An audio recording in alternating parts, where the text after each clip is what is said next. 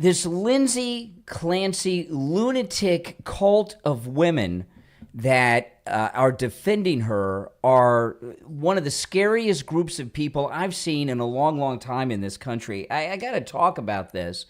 You know, Lindsay Clancy, she killed her children. That's not even up for debate, right?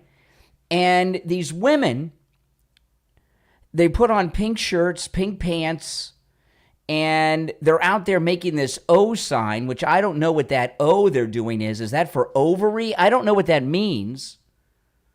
And they're out there defending a woman who murdered her own children, and they've got all these excuses for it. And these lunatic ladies, it doesn't even occur to them that this woman should go to prison for the rest of her life. And let me tell you, I'm a pro-life person who generally is opposed to the death penalty as well, okay? But I would definitely put a prohibition on my death penalty opposition for a parent who murders their children. Why? Because she was dealing with some stress. Remember that guy a few years ago that killed his kids and his wife? He put his babies in those barrels and took it, he was dealing with stress, so that's okay? You know, there's a lot of things that I see with parents. Parents, they leave their kids in the hot cars and forget about them. I have a daughter. She's 27 years old. My wife and I raised her. I never left my daughter in the car. And let me tell you something. These women that are out there defending Lindsay Clancy and making excuses are frightening. So why did this happen? I'm going to play some of these loons on the program. But why is this going on? I haven't seen a group of people defend someone who was so guilty since the O.J. Simpson trial, right? When the O.J. Simpson trial was going on, O.J. was guilty as the day is long, and people were out there defending him, right? I mean, it was crazy. It was insanity. Now we have this. You know, there's been other women who have killed their children. Susan Smith. She didn't have defenders. I mean, there's a long list of women who have killed their children, okay? And when a woman or a father kills their children, that is the ultimate sick, twisted betrayal that I could ever imagine. And you see these women with the O. I don't know what the O. Does anybody know what this O is about? Let me pull up some of this. And go through it. When I first saw this, I started really paying. You know, I've seen the story in the news, and the woman's so guilty. And I didn't think too much of it. And then yesterday, I start seeing these women all over X and TikTok. Look at them. I mean, what is this about? We're here to send one message, and that message is that it should not take tragedy for people to start paying attention to mental health.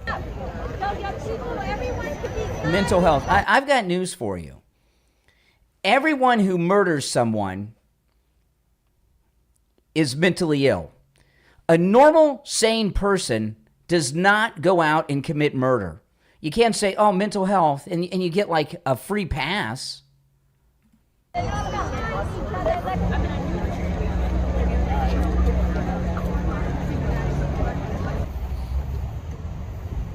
I mean, these are nutbags.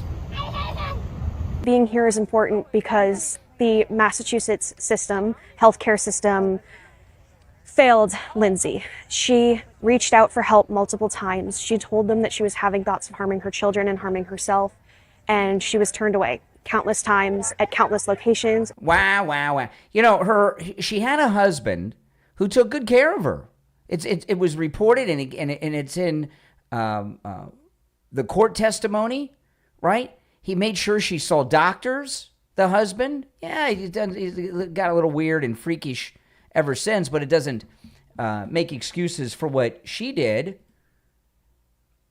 He had a nanny. How many of you women out there had nannies for your kids?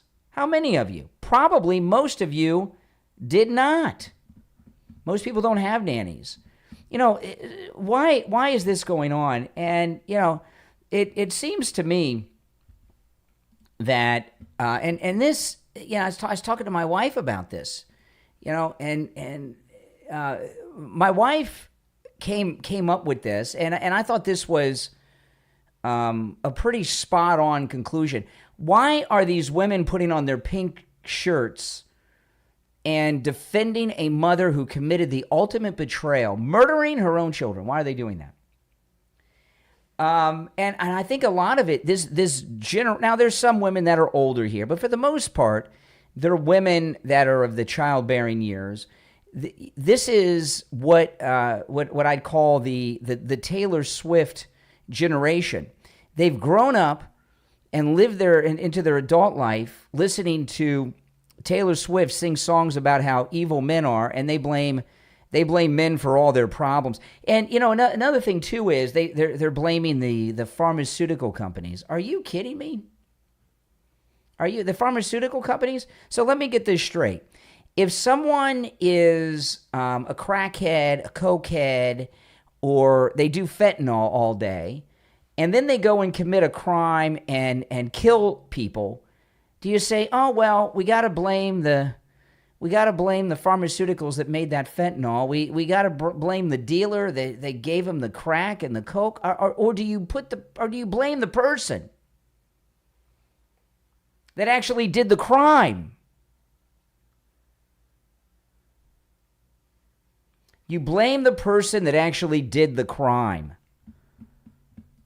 Looking for change in the mental health care systems. I think this trial has become about that for them. Hundreds of Lindsay Clancy supporters flocked to the Plymouth Superior Courthouse today from all over the country ahead of another day of testimony in the murder trial. We're both from Tennessee. We love Lindsay and we're here to support her. I think we all agree that it shouldn't take for it to get to tragedy for us to listen.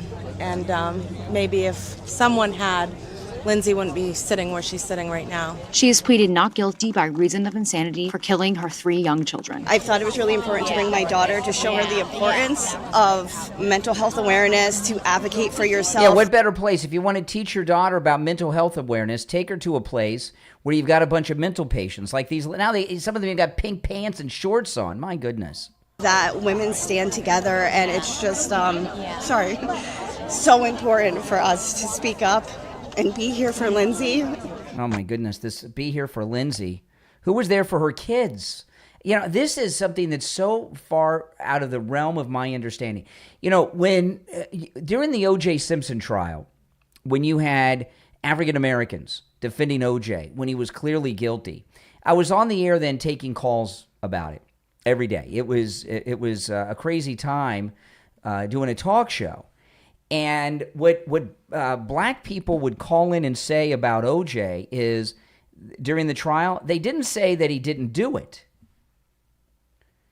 They said, yeah, he did it. I'd get calls like this all day. And this wasn't just me. This was going around the country. Yeah, he did it. But white people have been getting away with murdering black people for 400 years, so too for us. That was what was going on during the 9 months of the O.J. Simpson trial. So there you had racial anger, right? You had racists who didn't like white people and were channeling that. So what do you have here? To me, it's pretty simple, right? You have a bunch of women who hate men. They hate men like the plague, and they're out there united in their hatred of men. It's really a sad thing going on here. So if you haven't been following the case, I wanted to go through a little bit of this in the paper here. So, and Candace Owens got involved and is involved. So this article here is a little bit about Candace Owens as well as Lindsay Clancy. And by the way, they've raised $1 million in a GoFundMe. What is that for? Is that for her sleazy, slimy defense attorney? Or is that so she can have money for the commissary for the rest of her life? I don't know. Anyway, Candace Owens has shared her views on Lindsay Clancy's murder trial, blaming her medical treatment and saying she was put into an intentional psychosis. Clancy is accused of killing her 3 children in January 2023. Her defense says she was suffering from postpartum psychosis and should not be held criminally responsible for the deaths. Now, Candace Owens, this is particularly frightening to me with Candace Owens here, because Candace Owens is pregnant. She did that debate last week, And she said she was 7 months pregnant last week. So she's 7 or 8 months pregnant. She has other children. So, and Candace is also nuts, right? She's a crazy person. But she's 7, maybe 8 months now pregnant. And she's defending this woman and what she did. Listen to this. This is Candace Owens. I made my thoughts clear on this the moment that she was arrested, the moment that it made the news. Lindsay Clancy is obviously not guilty. There are a fleet of doctors who should be imprisoned for what they put her on. I regularly speak out against Big Pharma. They get away with murder all the time. And in this case, they are getting away with the murder of really her 3 children, but also completely destroyed her life. When Lindsay Clancy, in my opinion, is not guilty. She was put into an intentional psychosis when she probably just needed to give her kids away for a weekend to get better, but they constantly give you these drugs that do not make things better. And the cocktail of 10 pharmaceuticals that she was on is absolute madness. Absolute madness. Oh my goodness. Here and Candace Owens is a pregnant woman. Raising kids it can be stressful, right? I've been through it. There's stressful times when you're raising a kid. You know what it's called? It's called life. Life is stressful. Everything in life is stressful, and work and school and your relationships and your kids. It's called life. Traffic. If I'm driving in Miami on I-95 and the stress overwhelms me and I have some psychosis, and I take a Glock and start firing it around, am I? Oh well, hey, he had psychosis. Oh, okay, you didn't tell me he had psychosis. Oh, okay. All murderers are crazy. A sane person does not take the life of another, especially their own children. Here's her hired liar, her defense attorney. Look at this guy. I mean, look at this guy. What an arrogant guy. Lindsay Clancy's defense attorney. And the reporter, I don't know if this is a reporter from like a news organization or some TikTok girl or something, but a girl that looks like a reporter, she's wearing a pink suit. What do you think of the support for Lindsay Clancy out here? I think you're all nuts. But this is the defense attorney. I have no words. No words? It's amazing. What are you going to tell her when you get in there before court starts about what's out here? Well, I'll tell her what's out here. That's all I can say. I like your outfit. It looks good. What's he doing? Hitting on her? Is he hitting on this girl? Her defense. See, defense attorneys that defend women who murder their children are obviously sleazeballs. This guy, who says something like that? Well, I'll tell her what's out here.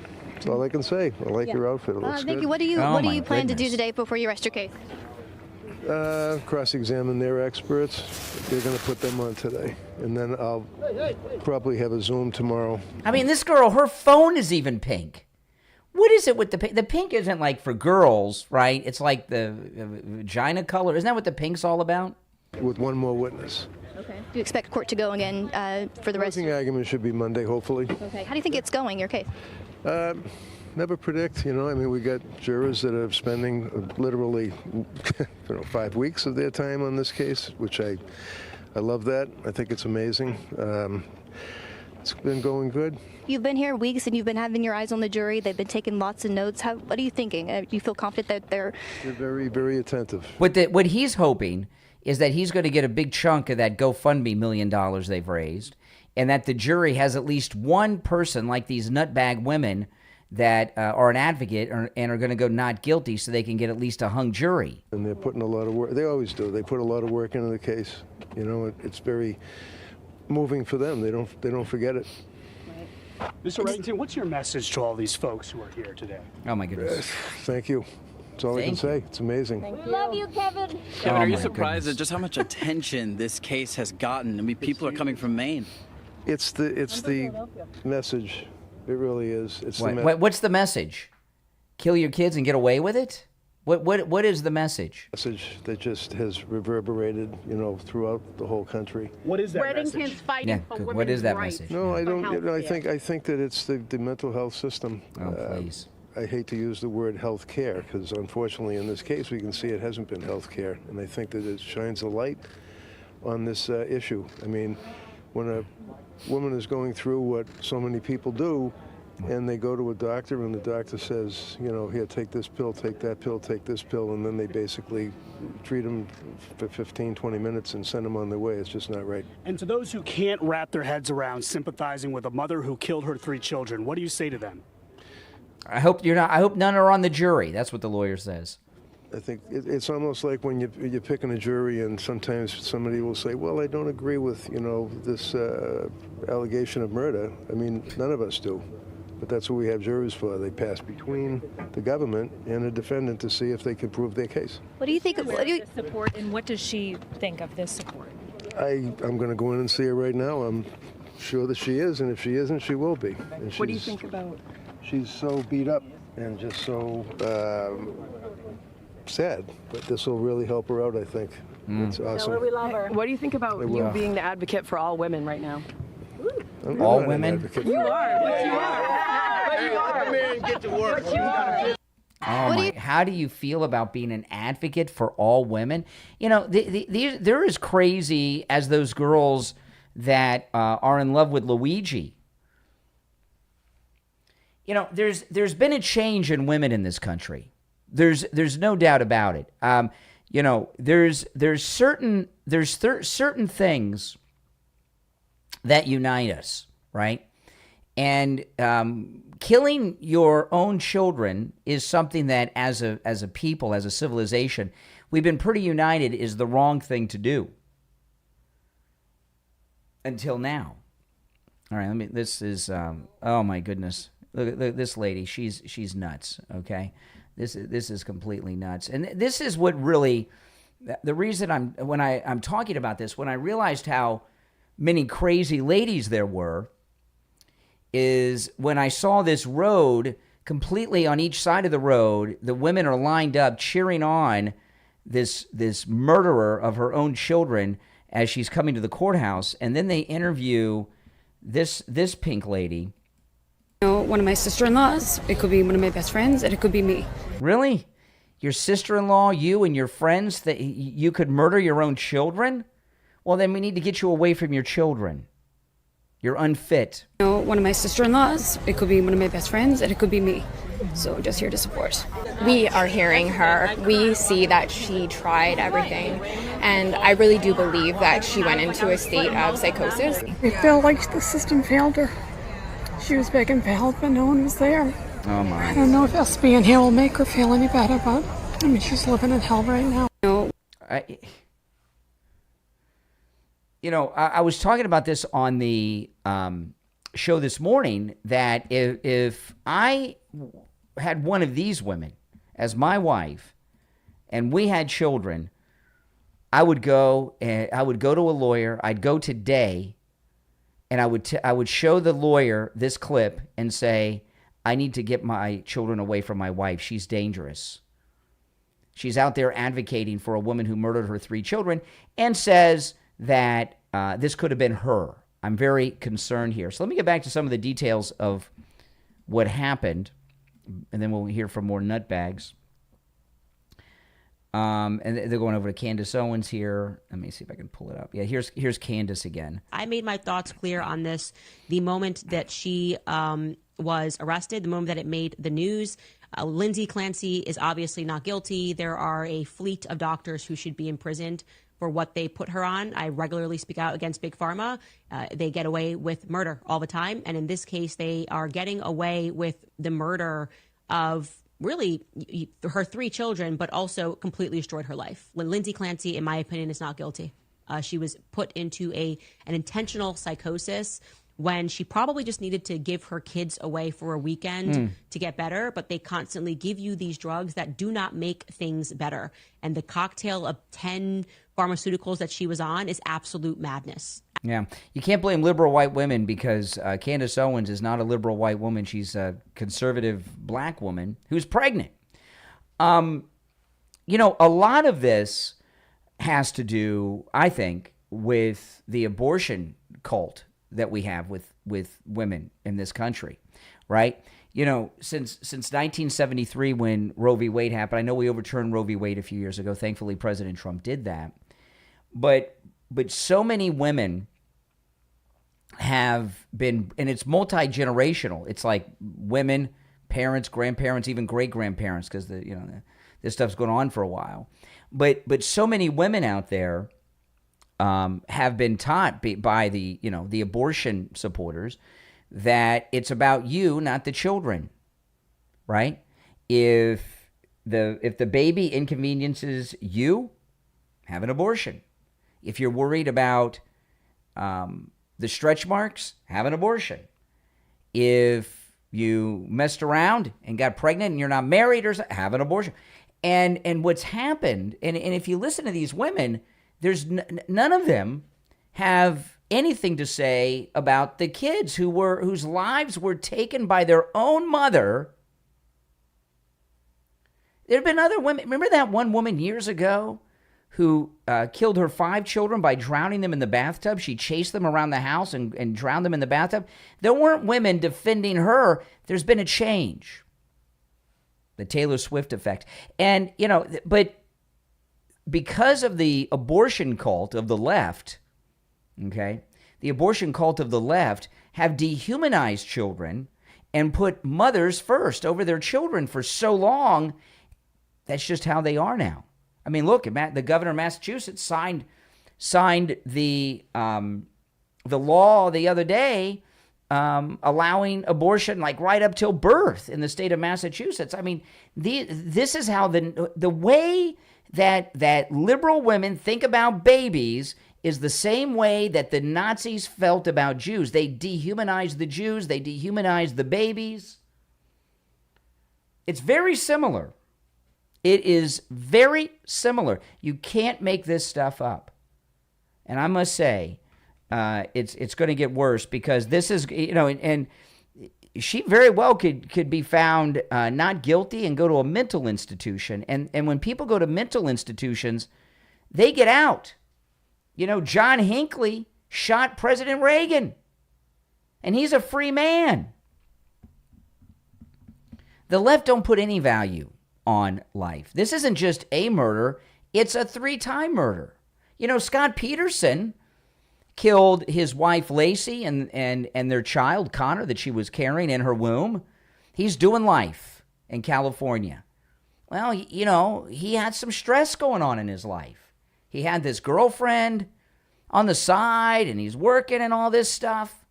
It was a lot for him to handle. And the stress of Lacey being pregnant, it was too much. So he killed her and their baby, Connor. No one in their right mind would make a case like that. What is it with this woman who killed her children? All right, here's more. Thank you! Thank you. This is crazy. They're yelling, thank you. What are they thanking her for? Thank you!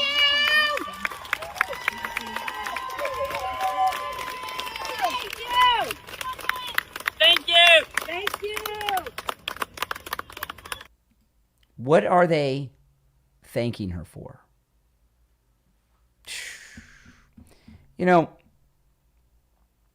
Andrea Yates was the woman who killed her 5 children in the bathtub.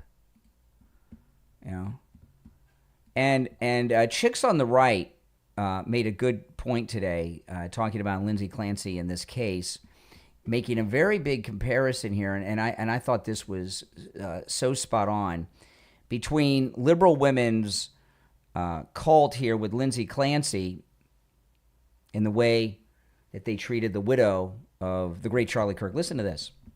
One of these ladies strangled her 3 young children. The other watched her husband get shot right in front of her for speaking the truth. Guess which one the left supports and which one they demonize. Lindsay Clancy is not a victim. These people are seriously effing twisted. Could not agree more. This is freaking crazy. I absolutely believe that she did this. That's the thing where... Oh my God, she's already admitted it. Yeah, by the way, she has confessed. At least OJ was denying it, and there was a They had to prove it. But she's confessed to killing her 3 children. She's admitted it. And that's not what her lawyers are trying to get her out of. They're trying to say, well, it wasn't premeditated. She's crazy. She was psychotic at the time, which I also believe. You can believe both things at once.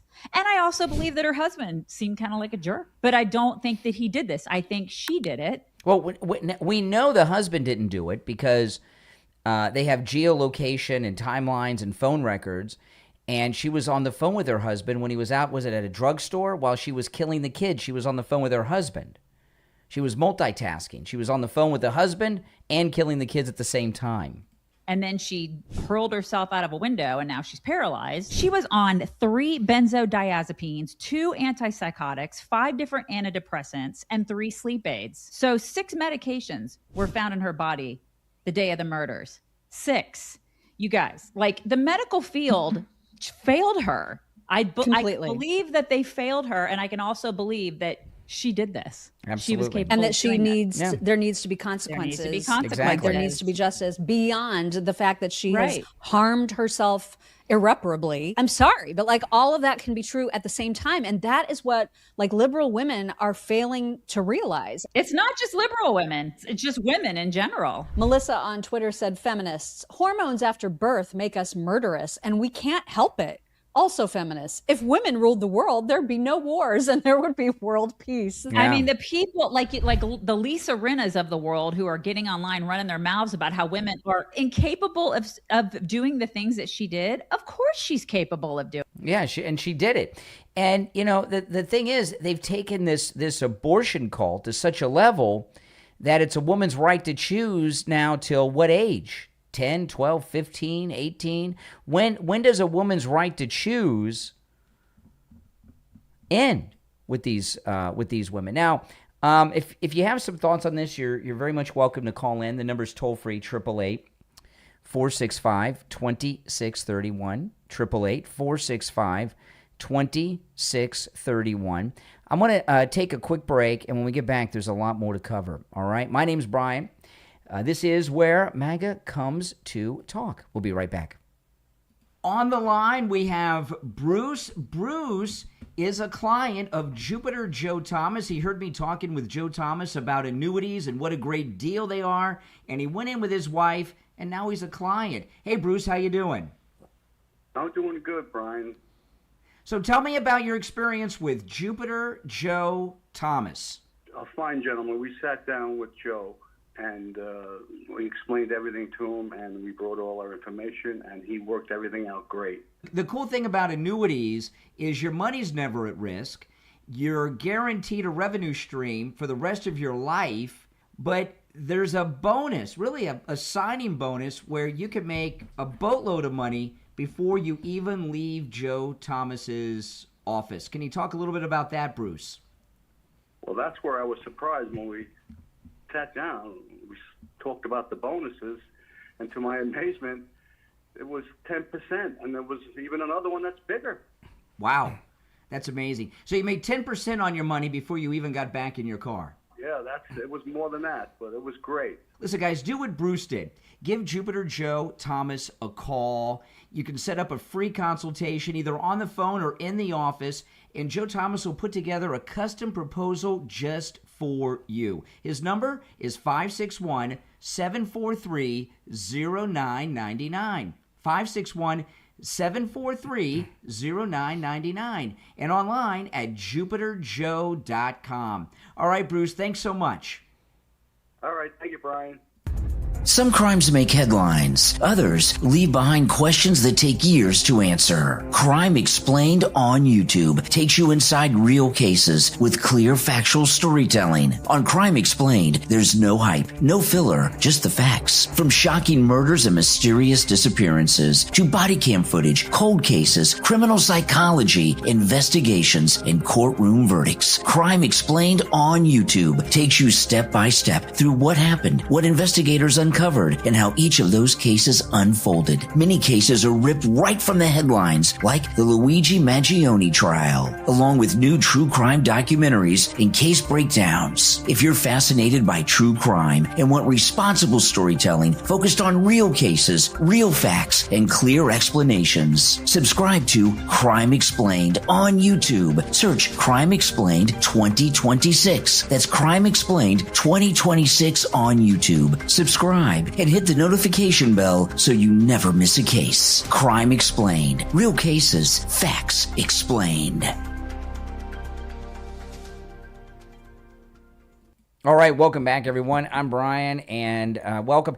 Yeah, so talking about these lunatic women who were defending this murderer of her own children, Lindsay Clancy, and there's a lot of these are the children right there. I mean, my goodness, breaks your heart.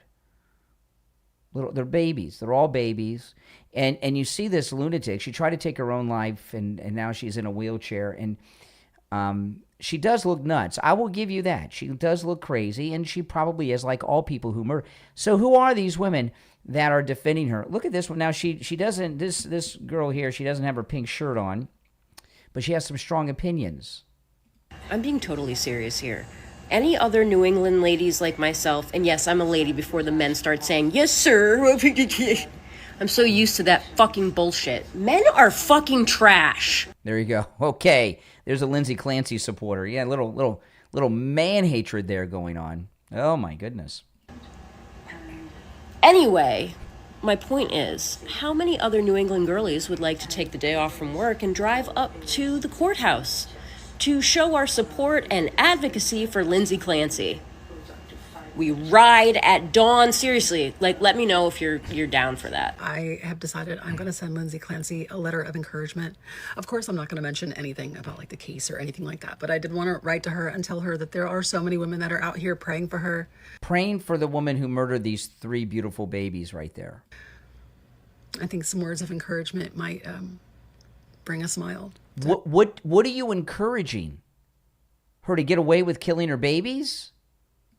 I don't know if she's able to receive any mail or not, but at least I want to try. Do you guys think that Lindsay Clancy is going to, know about us? That we're all here, standing behind her? Is she going to ever find out about us? Her little army? Oh, my. Do you think we'll ever become... Oh, you hear, this is a cat lady. I heard the cat. I have cats. I love cats. My wife and I love cats, but she's all alone with just a cat, this woman. Do you think we'll ever become her friends? Will she talk to us? Is she going to thank us? This woman here, cats... cats don't meow at each other. They only meow at people when they want something. So, stop making the TikToks and defending child killers and go feed your cat, lady. I don't think she'll ever know, what happened and how, we rallied. She has, this is more supportive than I've ever had any friends be in my life. Sorry, guys, but... Is that an engagement ring on her finger? Let me tell you, I hope her fiance sees that and breaks off the engagement. You do not want to marry this girl and have children with her, okay? It would not be safe for your children. I'm sorry.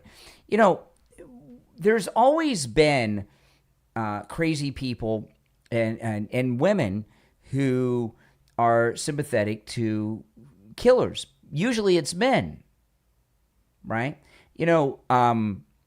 When, you see these guys in prison, they all have wives, right?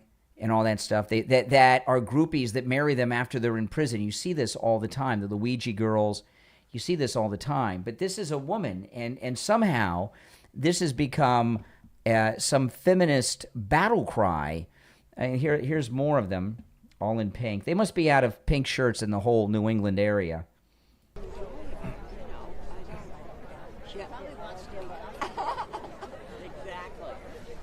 I mean, they got pink shirts, pink cups, pink shoelaces. The pink hats are gone, thankfully so. It's like a party. Or a freak show.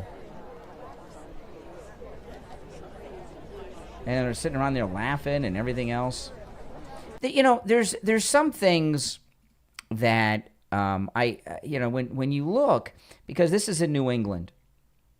So when I see these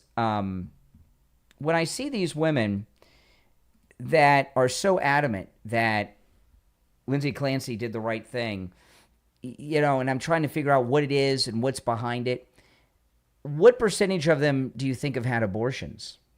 And because of the area that it's in, I bet you a high percentage, and 80% or more maybe. And a lot of times, liberal women who have abortions, they channel the guilt they have inside into becoming advocates for this culture of death on the left. And I bet you 80%, maybe even more, of the women that are out there at the courthouse every day are women who have had abortions. I mean, you could, as a parent, to defend somebody who murdered their own children, you have to really be disassociated with the whole concept of motherhood and children, or parents and children. You have to be on a whole nother psycho level.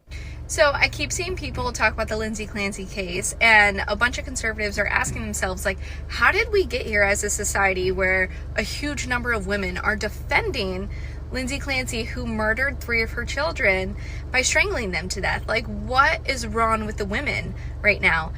And I'll tell you how we got here. It's because over 25% of women in America today have done exactly what Lindsay has done. They did the exact same thing. They murdered their children, right? They murdered their helpless, innocent children, all because they didn't want them. They were in the way. And so of course they empathize with her. Of course they're trying to cover up their own guilt for what they did by justifying what another woman did when she snuffed out her own children. Wow. It's the natural way that you try to cope with sin, right? If you have a problem with drinking, you surround yourself with other people who drink a lot. If you have a problem with cursing, you surround yourself with people who curse a lot. If you have a problem with murder, if you murdered your child and haven't repented for it, then you justify other people who murdered their children, and you all can sit around and ignore the feeling of being a monster because, well, we all did it, right? So it's not that bad. That's what's at play right now. That is what's happening, is we have a bunch of women who actually have murdered their own children, and so when they see another woman who murdered their own children, they empathize with her, they sympathize with her, and they justify it because, well, she had a reason, right? That's what's happening right now. And our nation desperately needs to repent of our child sacrifice, whether it's children in the womb or children outside of the womb. It's a problem, and it is definitely impacting society in serious ways that we've been ignoring for a long time. And now it's just become like so in our face that we can't ignore it anymore. And people are asking how we got here. Child sacrifice. That's how we got here. We need to abolish it. Yeah, I mean, that's the wise words. And I did not realize that was the next clip I was going to play after what I had said. I mean, but that's the natural way. The natural instinct of a parent. That was a very wise woman there. The natural instinct of a parent is to throw yourself in front of an oncoming train or bus to save the life of your child. Not kill your 3 children and then say, poor me, right? Now, there's another factor that's a little strange. I'm not too sure about this one, but there's some of these guys out there. This guy, not only does this guy have a pink shirt on, he's got a pink microphone, and very strange. And he's interviewing some of these child killer defenders from their death cult. To the people that are upset and believe that she killed her 3 children and she should be convicted, what would be your message to them? I'm so grateful for you that you never experienced even remotely what women experience in postpartum. Oh, okay. So is this woman saying that she's experienced feelings of wanting to kill her own kids? What does that mean? To the people that are upset and believe that she killed her 3 children and she should be convicted, what would be your message to them? I'm so grateful for you that you never experienced even remotely what women experience in postpartum. Yeah, and admittedly, she did admit to killing them, but the woman you see now is completely different from the woman who did that to her kids. And I think it's really difficult for people to hold to truths that may seem opposite simultaneously. She can be a wonderful, loving mother, and she did this horrible thing that she was so sick. I mean, I've seen the testimony every day. I can see how devastated she is, and I believe her. Are you kidding? I haven't seen any emotion in this woman. Believe her. Oh my goodness! I you know, how many of these women are there out there in our society? I don't know. And this is the video that really just freaked me out today. This is Lindsay Clancy when she was coming to court, and this is the one when I saw this one. I said, I gotta talk about this. Look at this. Here she is on her way to the courthouse from the jailhouse. Look at this. I think it's a rock star. It's Taylor Swift in the van or something, you know.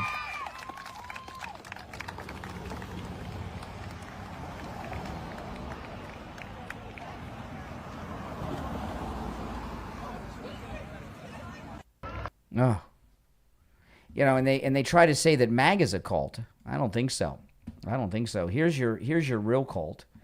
Okay. Now this this whole thing of blaming pharmaceuticals and doctors, none of that's responsible. None of that is responsible. There's no medication they give you that turns on a switch that says you can kill your kids. Okay. You know, it's just like alcohol. People, they go out and they drink, right? And then they drive and get in a car and kill people. You don't blame the alcohol company. You don't blame the bar. You don't blame whoever made the beer or the whiskey. You blame the person behind the wheel, and they're the ones that go to prison for vehicular manslaughter. You don't say, well, the bartender gave them these drinks and they're intoxicated, so they don't go to prison. You don't get free passes.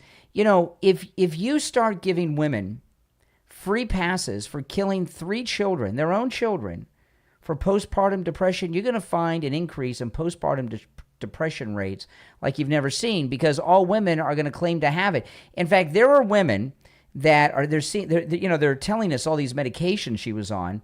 There will be women who go, if she gets away with this, if Lindsay Clancy gets away with this, there are women who will go out and if they have to doctor shop, they'll doctor shop. They'll go out and get those medications so that they can come home and do crimes and have an excuse. All right, now I'm going to take a quick break, and when we get back, there's a lot more to cover. All right, don't go anywhere. How would you like to launch your very own cleaning business and start looking for your first paying client in just 24 hours? You can do it. You just need the right help and guidance. And that's what you will find in First Client in 24 Hours, the $10,000 a month cleaning business system. This must-read, beginner-friendly guide eliminates all the guesswork and gives you a step-by-step plan for building a profitable residential cleaning service, even if you have no business experience, no employees, and less than $75 for supplies. You'll receive the complete guide, a profitable quote calculator, client communication scripts, marketing templates you can edit, a cleaning checklist, a service agreement, and a walkthrough as well as pricing workbook. There's no expensive website, no commercial equipment, no complicated business plan. Just a simple system designed to help you find local customers, price your services confidently, and build towards consistent monthly income. Stop waiting for the perfect time. Your first client could be closer than you think. Order First Client in 24 Hours, the $10,000 a month cleaning business system right now. The link to purchase the book is in the description of this episode. Go to the description and click the link right now. First Client in 24 Hours, the $10,000 a month cleaning business system. The link is in the description. Click it right now.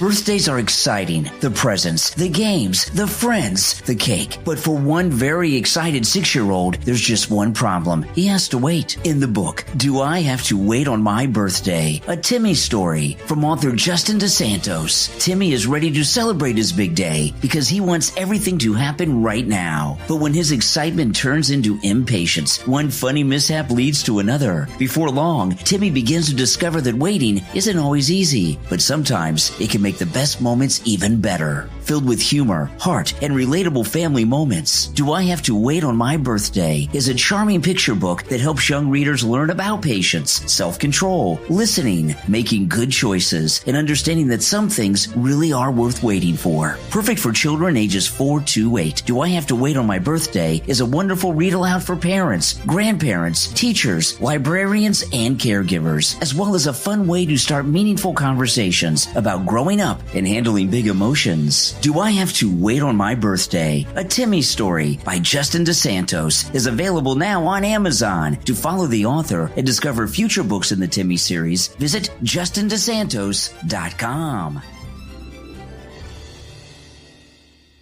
All right, we're back. I'm Brian. Thanks for tuning in. So this was Rick Leventhal. He's over on Newsmax 2. Remember him? He used to be on Fox for a long time, talking about this lunatic murderer. Tragic case indeed. Another tragic case gripping the nation.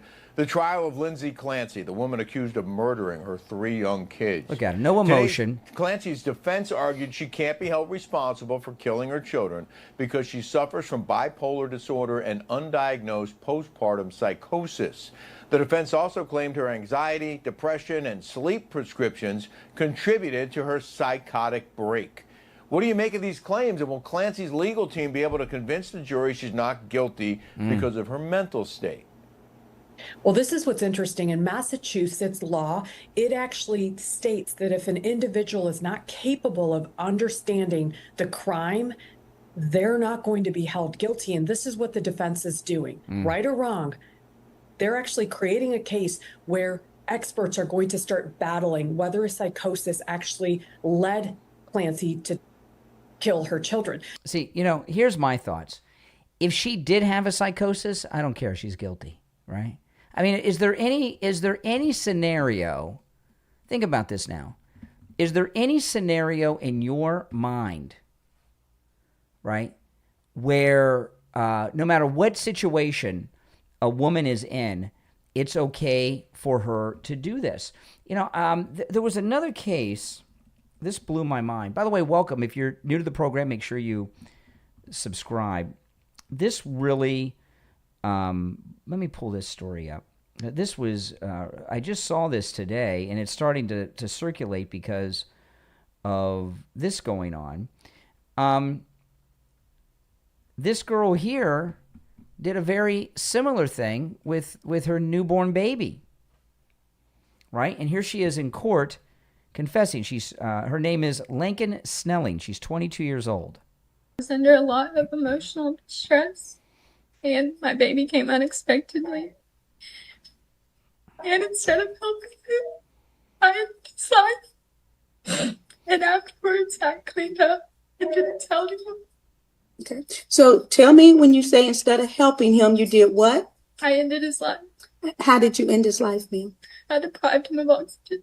I deprived him of oxygen. Oh, my. And did you tell me about this tampering with physical evidence? What did you do with the evidence that could have been collected? I put the towels in a plastic bag. Okay. And what about this concealing the birth? I didn't tell anyone after. Okay. All righty. So are you pleading guilty today of your own free will without any threats, pressures, or promises from any? Okay, now she's obviously highly stressed. Does she get a free pass too? Or is it only because Lindsay Clancy is somehow popular because she had a rotten husband? A lot of people have rotten husbands. You know what you do? You leave them. That's it. You leave them. You go to your parents' house. You go to the lawyer and have him pay for your divorce lawyer. And there's been many stories like this girl here who killed her. Oh, the pregnancy, the birth happened unexpectedly, so she deprived her baby of oxygen. She said. Well, think about it. if she would have done that a few minutes earlier in Massachusetts under that new law, it would have been okay. So, and this goes into what I was talking about earlier with the dehumanizing of children that the left have been doing for over 50 years since, actually before Roe v. Wade, because that's when it kind of, in 1973, that kind of when it hit ahead. They were advocating for abortion for years before that. But I guess we'll add on. So for 60 years or so, women have been dehumanizing children. And what the left have been saying is if the child is an inconvenience to you for any reason whatsoever, it is your right to have an abortion because it's inconvenient to you. Like this girl here, Lincoln, right? This death cult of the left isn't limited to children. This just reminds me of Lincoln Riley. Remember when President Trump mentioned the Lincoln Riley Act at the State of the Union, and he introduced in the gallery Lincoln Riley's mother, and who was killed by an illegal alien who was trying to rape her.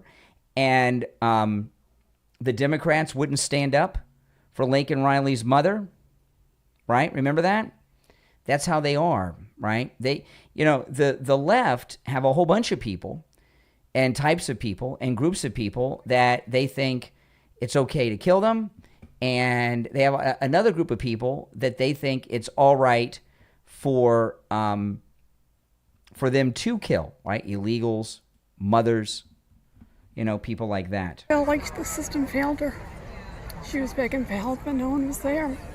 I don't know if us being here will make her feel any better, but she's living in hell right now. Just wanted to support Lindsay and just say it could be, one of my sister-in-laws, it could be one of my best friends, and it could be me. So just here to support. We are hearing her. We see that she tried everything. And I really do believe that she went into a state of psychosis. Clancy's supporters call her attorney Kevin Reddington a champion of women's rights. Scumbag. Is she aware of this support, and what does she think of this support? I'm going to go in and see her right now. I'm sure that she is, and if she isn't, she will be. What do you think about? She's so beat up and just so... her kids are dead. Sad. This will really help her out, I think. Tell her we love her. The crowd of about 200 to 300 people lined the road as Lindsay Clancy was brought into the courthouse.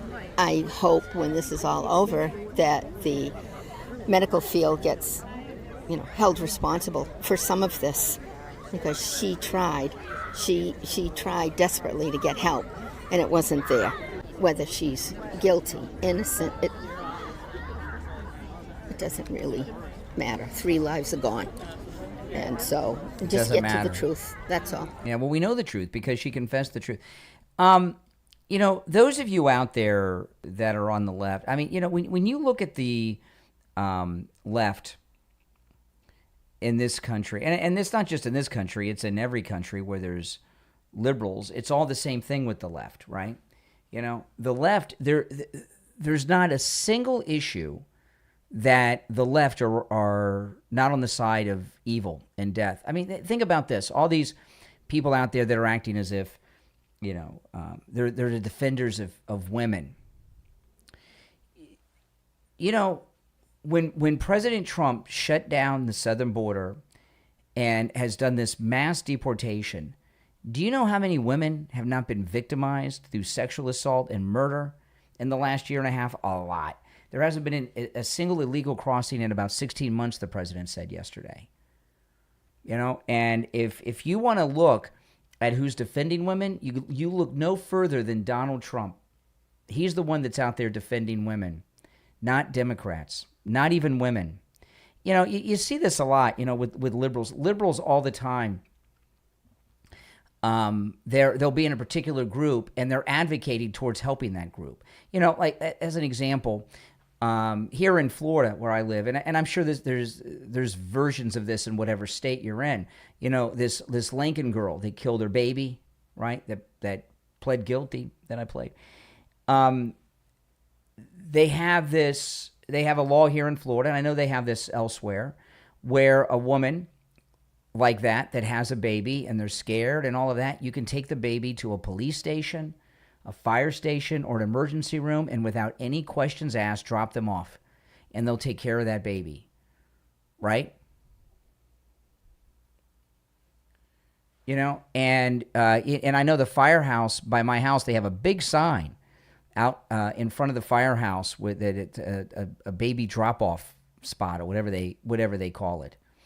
In the United States, there is no reason for anyone who has a child who's in a situation of any kind where they cannot find help for that child. You know, if you know their claim is, and there's been a theme with these clips of these lunatic women that I played. They've had a theme that, you know, she was seeking help and she was stressed and she couldn't help the kids and da-da-da-da-da-da-da-da-da. If things were that bad in her life and in her marriage, she could have put those kids in the car or even called the police. They would have come and they would have taken those children to a place that was safe, and she would have been given treatment. The reason, if she truly has this postpartum, whatever the heck they're calling this excuse of murdering her 3 babies, if she really had something like that, okay, she didn't receive treatment because no one would treat her. She didn't seek it out. She could have called 911, told them the situation. They would have taken the kids to a safe place and taken her to the hospital, and she would have gotten treated. These are all excuses.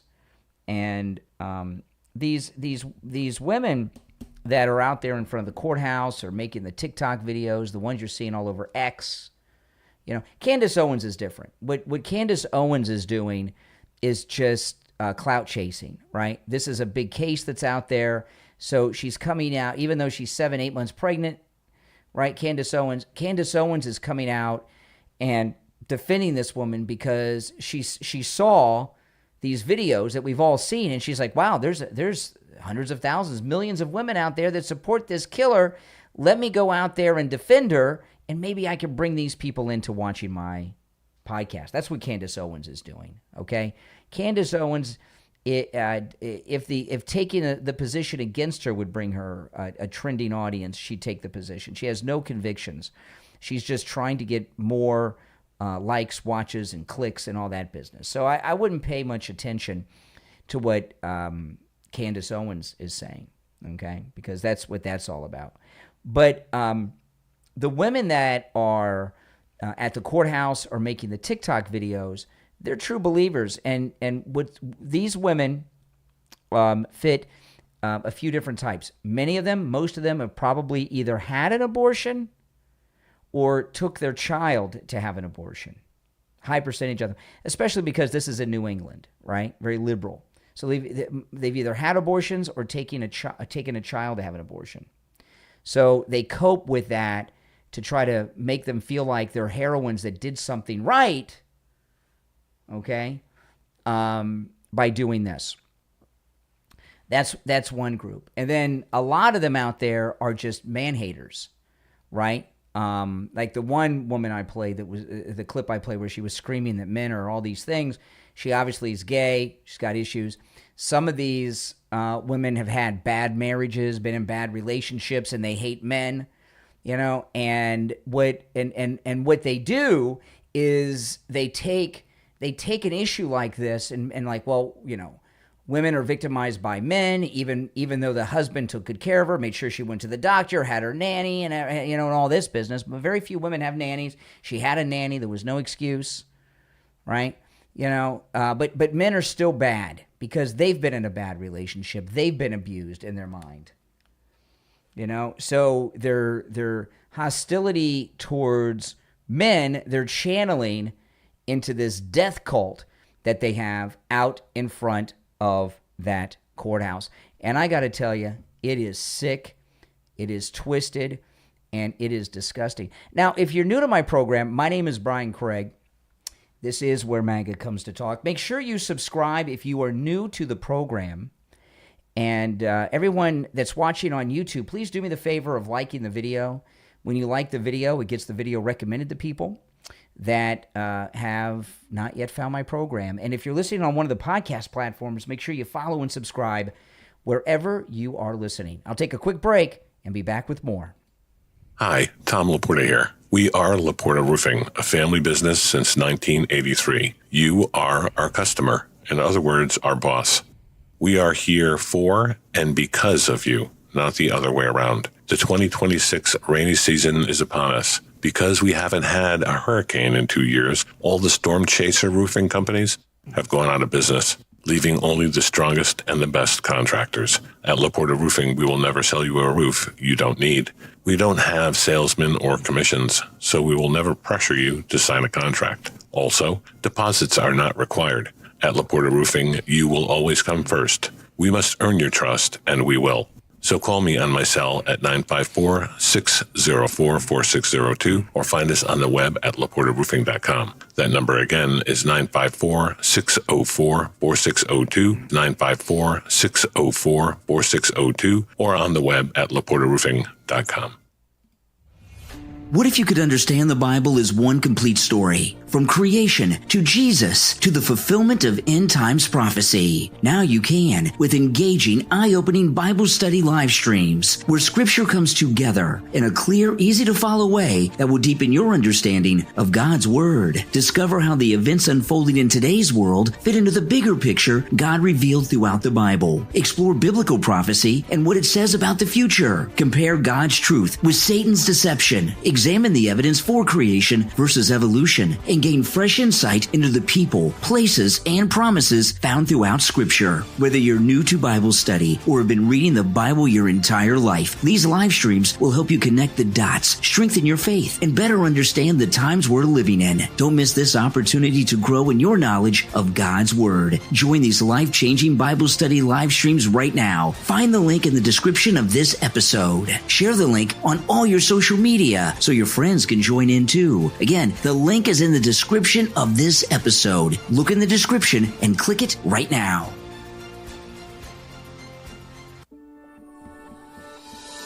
Are you looking for a smarter way to care for your skin and your hair? You can do just that with Valaya AI. Valaya AI is your personal AI wellness coach. With just a quick scan from your phone, Valaya AI analyzes your skin and hair in seconds, providing personalized recommendations for acne, hydration, wrinkles, pigmentation, dryness, hair health, and that's just the beginning. Using advanced artificial intelligence, Valaya AI creates customized morning and evening routines, recommends products tailored to your needs, and even adjusts your care based on the weather, UV index, and seasonal conditions. What are you waiting for? Download Valaya AI right now in the Apple App Store and Google Play Store and discover a smarter, more personalized approach to skin and hair care. Learn more and see how Valaya works online at mindhatch.ca. That's mindhatch.ca. Valaya AI, healthy skin and hair powered by artificial intelligence.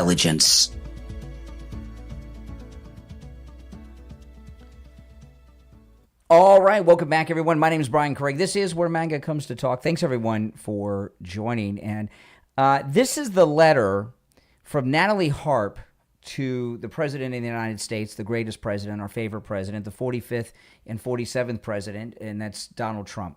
Now, the New York Times, their fake news journalist over there, who was awarded the Pulitzer Prize for the Russia hoax story. I can't believe they haven't taken that prize back. They had portrayed this as a love letter, and this is the letter, and I'm going to read it to you.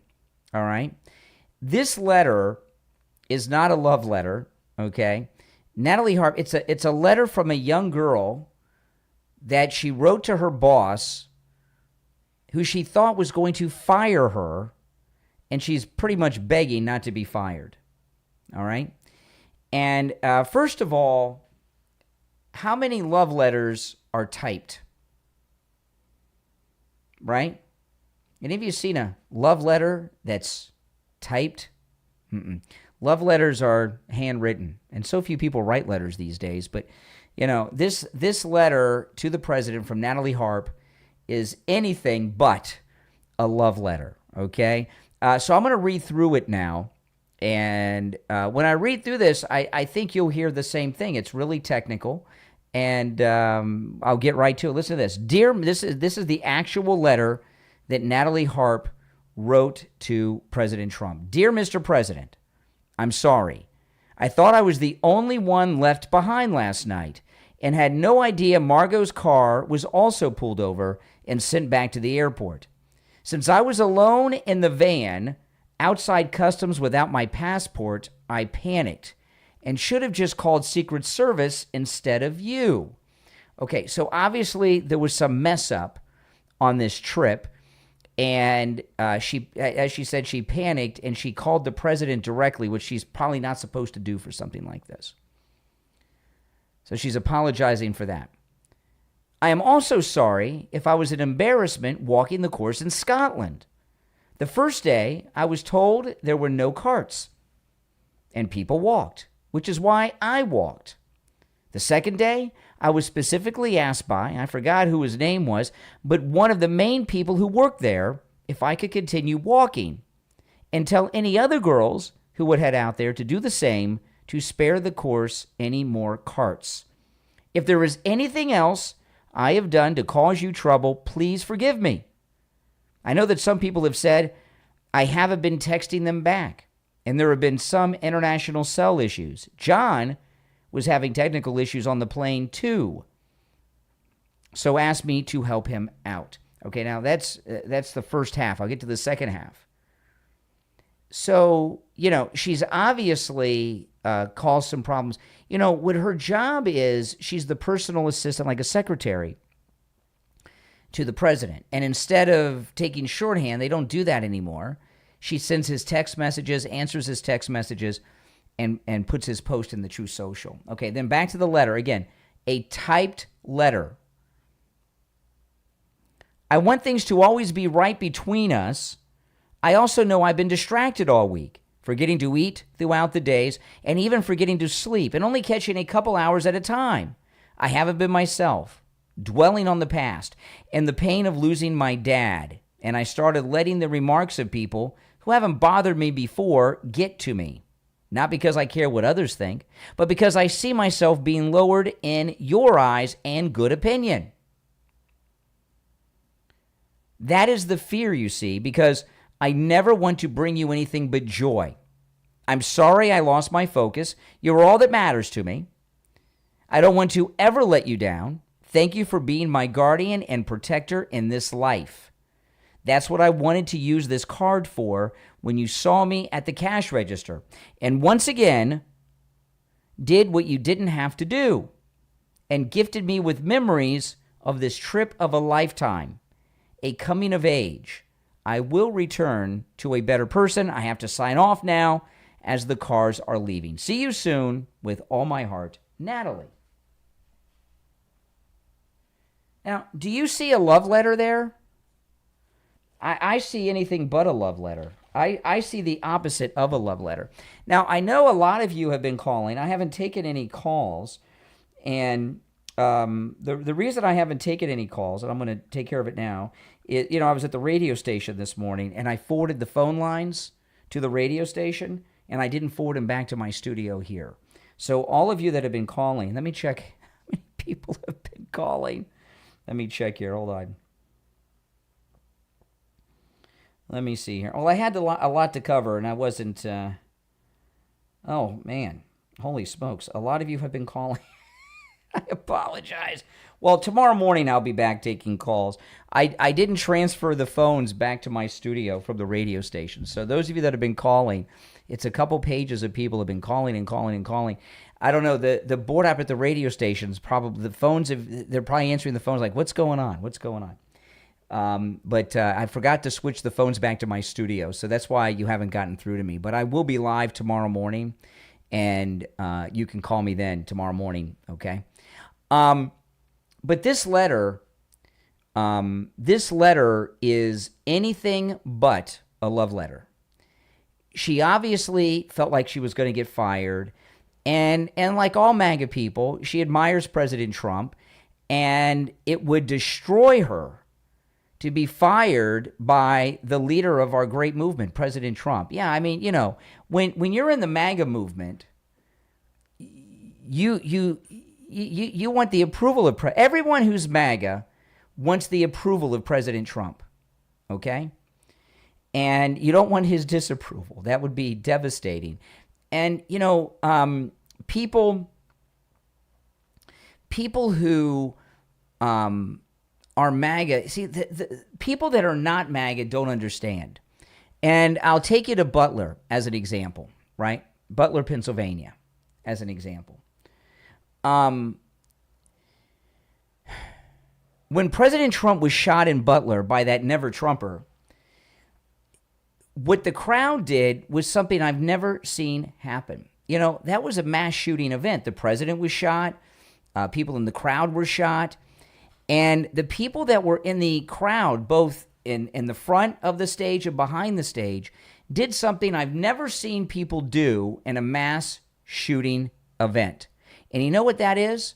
They didn't run. When there's a mass shooting event, people run.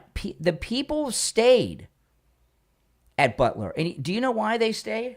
Why do you think they stayed? There were people behind the president. There were people in front of him. Everyone knew what happened. Why didn't they run?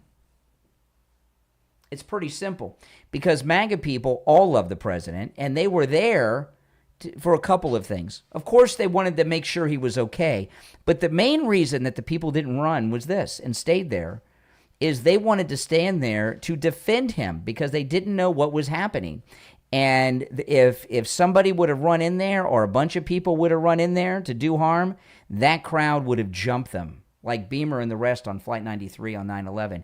They stayed there because they love the president and they wanted to protect him. So all MAGA people love President Trump, right? They do. And this is, that may seem weird to some of you that are never Trumpers, but all MAGA people love President Trump like a father figure, like Natalie Harp. And all MAGA people want his approval and do not want his disapproval because that would be devastating to them, right? And that's that. And, one of the things I was talking about on the show this morning, and you see it time and time again with everything that's going on in the media. This week, the media have had several manufactured stories, all of which have fallen flat, right? They're in a desperate mode of trying to get, and they're desperate to get false narratives going. With the first one was, it started last weekend and continued till Monday, and that was that the aircraft carrier USS Abraham Lincoln did not have food and the sailors were starving, right? That story's been gone. I haven't seen any updates on that story in 2 or 3 days. None. Because it's fake news, so they dropped it. So then they started with this Ossoff crap, with this Natalie Harp story. All right? This is, that's going nowhere. That's fallen flat. Everything the liberals do and the fake news media and the Democrats do, what they all try to do is get false narratives going. And they repeat them enough, and they think people will believe them. And liberals that hate Trump, hate Republicans, hate MAGA, they will believe it because they want to believe it, even when it's not true. Like this letter right here is a technical letter. It is typed. It is not a love letter. But even though I'm showing it to you here on the screen on YouTube, and those of you listening to the podcast on other platforms, you heard me read it, people that hate Trump, hate MAGA, that suffer from Trump derangement syndrome, they will hear a love letter because they want to hear the love letter. Liberals are into manifestation. And what that manifestation is, they're trying to make wishful thinking sound like it's sophisticated, right? Manifestation is wishful thinking. Remember that thing, The Secret, like 15, 20 years ago? That was manifestation. If you wish it, it will become true, right? So if we say it enough and over, some magical Trump derangement syndrome genie will do something, and boom, it will become true. That's what, and liberals are very much into manifestation. And I want to tell you this.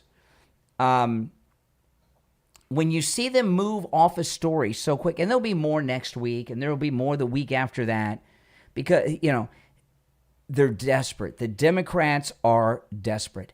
They had a devastating loss in the primaries. I mean, think about that. In a primary, in fact, this primary this week was the first primary, this whole primary season is the first time I've seen people lose primaries. And let me explain what I mean by that. Maybe I should keep the phones off more, right? I mean, there's been a lot of calls. I'm gonna get a call from the radio station. I've got my phone on Do Not Disturb. I don't know if they call. I'm gonna get a call from the radio. They're like, "What's going on, Brian?" Oh my goodness. I'll have the phones forwarded for the live stream tomorrow morning, guys. Okay, in my studio, so you can call me tomorrow morning and get this stuff off your chest. But I'm kind of liking this with the phones off. Well, they're not off. They're ringing at the radio station. Oh my goodness. I've done that. I've been on the radio once or twice over the years and forgot to switch the phones to the radio station, and I didn't realize till I was like 2.5 hours into the show. I'm like, what's going on? It happens. Who cares?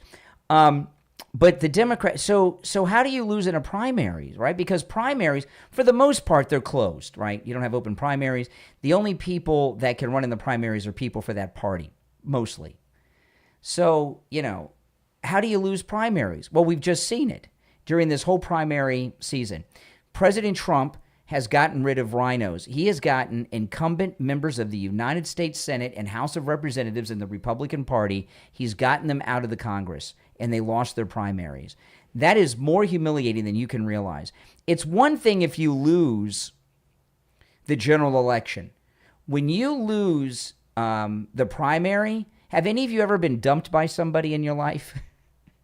It's crushing, right? Because you're being rejected by your own party, right? So President Trump, for the first time, we've seen major Republican establishment uniparty losses in a Republican primary because President Trump has purged so many of these rhinos out, right? The Democrats, they lost big time too because these Democrat socialists have been unseating them. This idiot, Angie Nixon, she's the Democrat socialist who won the Democrat primary for Senate here in Florida, okay, defeating Colonel Vindman that got Trump impeached in his first term. Remember that over the Zelensky call? And if you see of her talking, I played some of the clips on the show this week, she's the dumbest Democrat socialist out there. And that's saying a lot because there's a lot of dumb Democrat socialists like AOC and others. She makes AOC look like Victor Davis Hanson, okay? She's that dumb. You know what I mean? I mean, it's pretty good. When you see her talk, it's hilarious because they're going to get creamed. And what she's becoming is the face of Democrat socialism. So the Democrats are just getting creamed all over the place because of these socialists. Byron Donalds, who won as governor of Florida, right?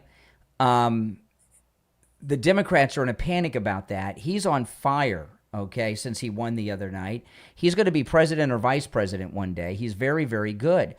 And one of the other false narratives that the Democrats had tried to get going this week was that Trump has had all these losses, that all these people he endorsed lost.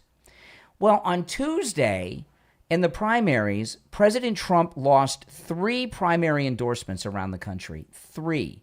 One of them was that scumbag here in Florida that he told to drop out of the race. But he lost 3 endorsements, didn't win. 2 in Florida and 1 in Wyoming. He had at least 26 endorsed victories Tuesday night. 26 endorsed victories, 3 losses. I don't know what the percentage is on that, but it's pretty darn good. And he has a higher endorsement victory rate than any other president of either party in history throughout this entire primary season. right? So, and they were trying to turn that into a loss. Oh, he lost. He lost, in 3 races. Yeah, 3 out of 29. And he won 26. See, and that goes in the manifestation I was telling you about, right? The wishful thinking. They were trying to portray Trump as a loser on primary night. There's never been a president of either party who was as victorious on a primary night as this president was.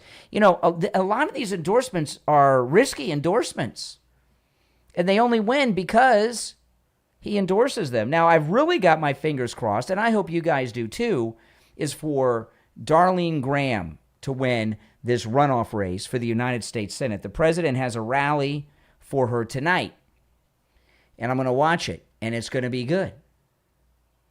And it's important. Darlene Graham, they're going around trying to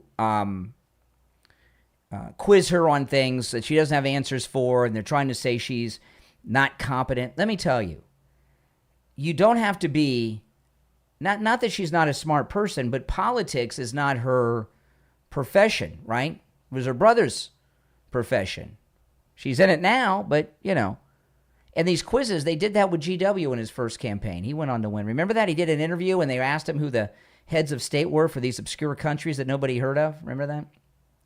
When President Bush, G.W. Bush, ran the first time in that 2000 race. But anyway, remember that?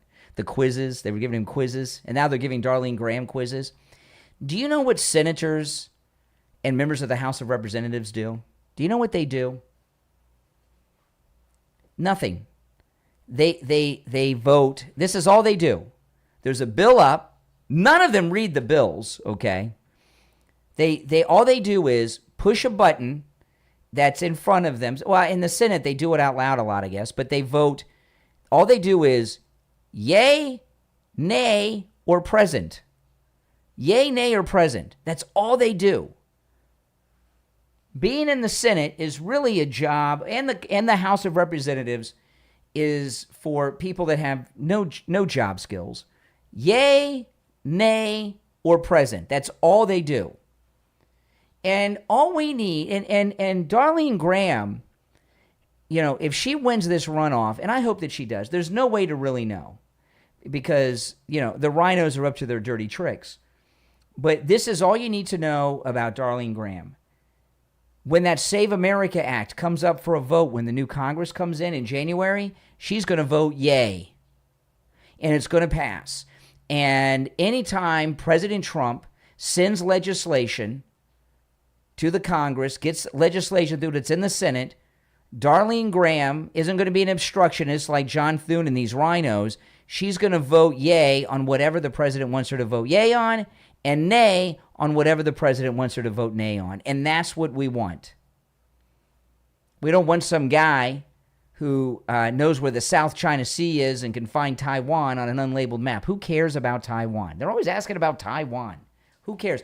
I care about this country and the Save America Act, because when the Save America Act is passed, 90% of the problems we have in this country will be over. 90%. Because what the Democrats are heavily overrepresented in every level of government. The Congress, the governors, everything. Local, state, county, everything. They're overrepresented because we don't have the Save America Act. Think about this. If the Save America Act were in place, right? If it had already been in place, Spencer Pratt would be in November the mayor of Los Angeles. Think about that. And he's not going to be the mayor of Los Angeles in November because we do not have the Save America Act. And Darlene Graham will do the right thing every time the president tells her to. And her brother's last conversation before he died with the president was right before he died was, I still can't believe Lindsey Graham's not with us anymore. I guess it hasn't sunk in yet. I'm in that denial phase. It just doesn't, I can't believe he's gone. Oh, my wife just sent me something. Okay, she's in the other room. Okay, hold on.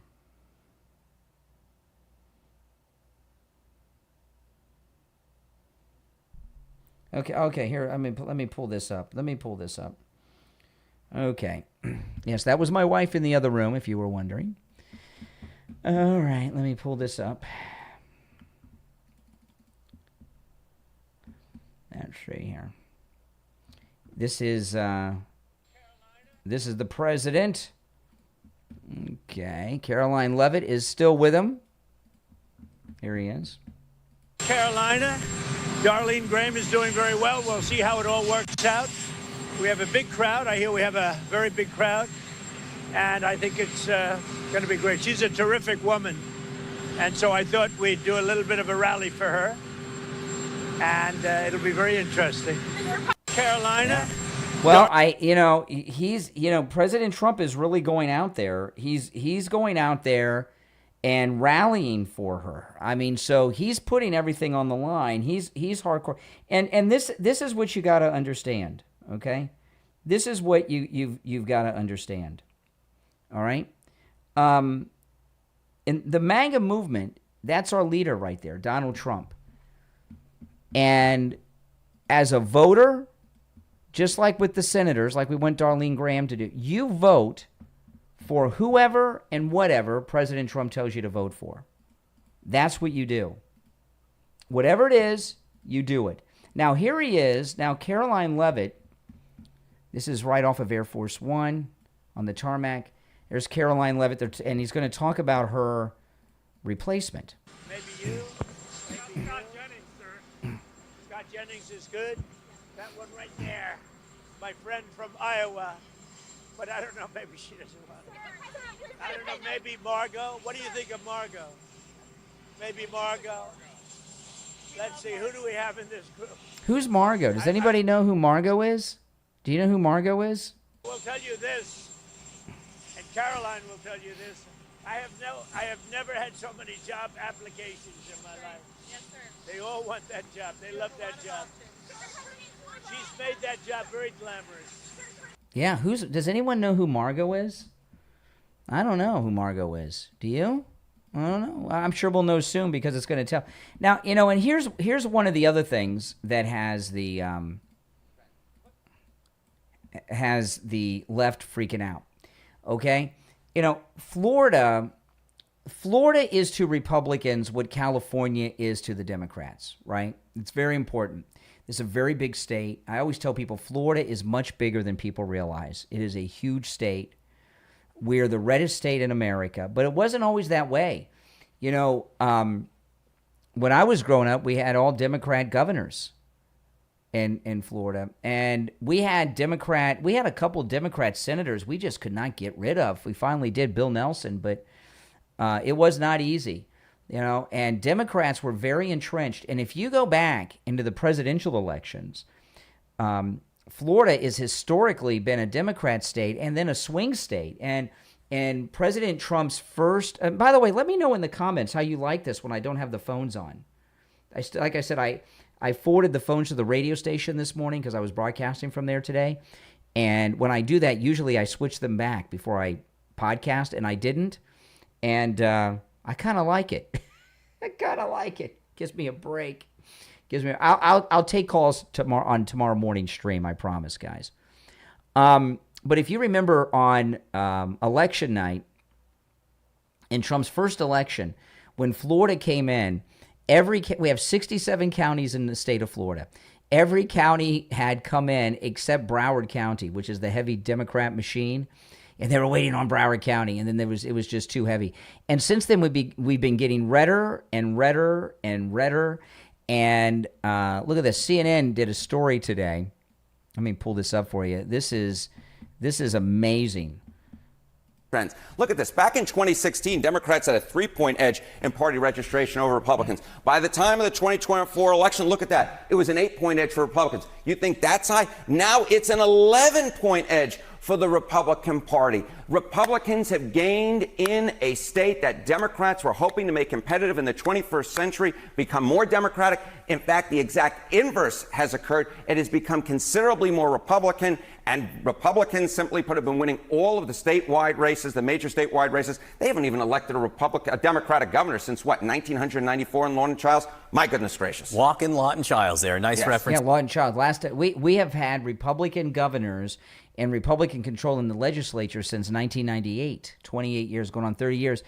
And this is astounding. And, still, senior citizens still retire to Florida, right? They still come down here, but they're no longer Democrats. Seniors used to be Democrats. They're Republicans now. They're in the congressional delegation, also becoming more Republican through redistricting, but also through these shifts. Through these shifts as well, right? There was a Florida redistricting. The state's becoming more Republican. Democrats are doing well in a lot of other states, but not in Florida. Look at this. It's not just the U.S. Senate race. How about U.S. House seats in Florida? 2 to 3 seats pickups are possible this November. So we're seeing it in the federal elections at the top, and we're also seeing it down in the U.S. House of Representatives. It is a state that is moving to the right, despite a lot of Democrats believing that the diversification would lead it to the left. And I think one of the most important things to point out is this just isn't a now thing. This has potential implications. Yep. Florida turning more red has potential implications going forward. Yeah, one thing you don't want is to be losing ground in a state that is gaining population. And you're talking about, look at this. Yeah. Florida electoral votes back in 1900, in the 1990s, right? The last time that was when the Democrats got their last. Now, see, our population's growing. As governor, there was 25. Look at that. 27 by the 2000s, 29 by the 2010s, 30 by the 2020s. And then the 2030 outlook is for more population, 32 electoral votes, and it's now solidly in the Republican camp, at least for now. Okay. See, now this thing here, the Electoral College, the way that works is after the census, when they reallocate, the congressional districts, some states gain, some lose. You have this is astounding. Okay, this has implications beyond the way the Electoral College works. However many House seats your state has, you have that many electors in the Electoral College, right? So in the 2030s, Florida is going to have not just 32 electors at the Electoral College. We're going to have 32 members of the House of Representatives, and there's only 435 people in the House. You see, and imagine what it's going to be like when the Save America Act is passed, because there's a lot of places around the country that are either Republican or a lot more Republican than you're led to believe because the Save America Act isn't out there.